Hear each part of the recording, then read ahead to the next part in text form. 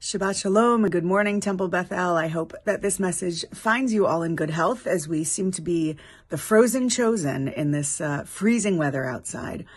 This week's Torah portion is Vayechi, and within it we have two more deaths of patriarchs. We have Jacob, the father of Joseph, who finally passes away and asks, although he's in Egypt at this time, asks for his bones to be placed back into the promised land so he could be buried, as is the custom, as is the tradition of all Jews within the land of Israel. After he is buried, however, Joseph, our character with the coat of many colors, is also still obviously in a high position of leadership within Egypt. And his brothers fear that all of a sudden, now that the dad has passed away, that Joseph is going to try to go after the brothers. Because if you remember, a few weeks ago, they sold him into slavery. They threw him in a ditch. They really left him there to die. And when he got sold into slavery, they didn't find him till much later when they were begging for food in Egypt because they were in famine in the Promised Land. So now the brothers are freaked out, and they think, rightfully so, that Joseph is going to go after them. He's going to say, you know, I was nice to you and I helped the people through their famine because I loved my dad. And my dad was the one who really raised me up and gave me this coat of many colors and made me feel, worthy, not you who sold me into slavery. But what's so interesting about this Torah portion is that we actually hear Joseph share some pretty beautiful words, and I want to be able to read them to you directly. He says, the brothers are freaked out, and Joseph reassures them with his forgiveness, saying, "Have no fear, for am I in place of God?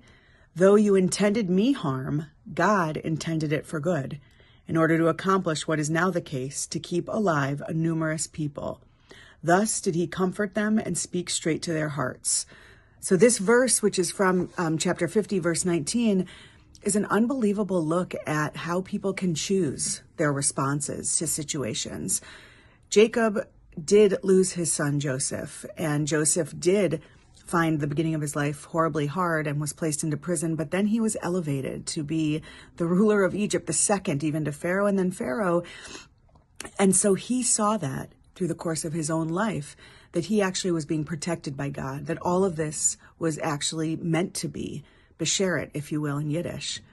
The brothers, on the other hand, did not have a change in heart. They did not recognize that maybe it was for good, maybe it was all divinely drawn out prior. But what we can learn this Shabbat and so many other times through this Torah portion is that maybe just like Joseph, some of the things that go on in our lives, especially some of the negatives, and in his life, this was not just negative, this was really cut off from his people, from his community, potentially death. He took it as, well, there's something better in store for me. God is watching, God is planning, and I just need to keep living. As a human being, that is a very hard message for me to say to you, for me sometimes to say to myself, for us to say to our friends that are struggling and suffering.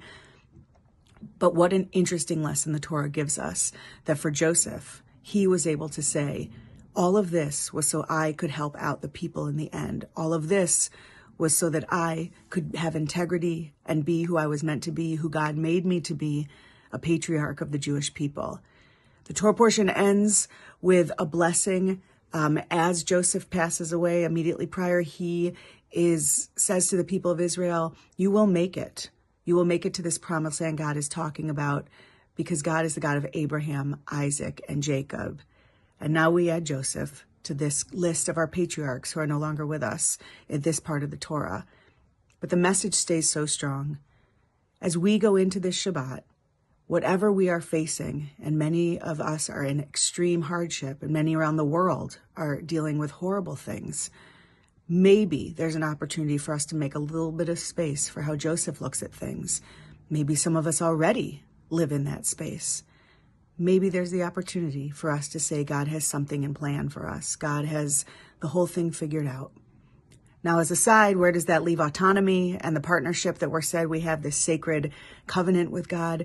I'm not exactly sure, but it is a wonderful opportunity to look at the ways that different people can see their lives, their circumstances, and the way in which they relate to God.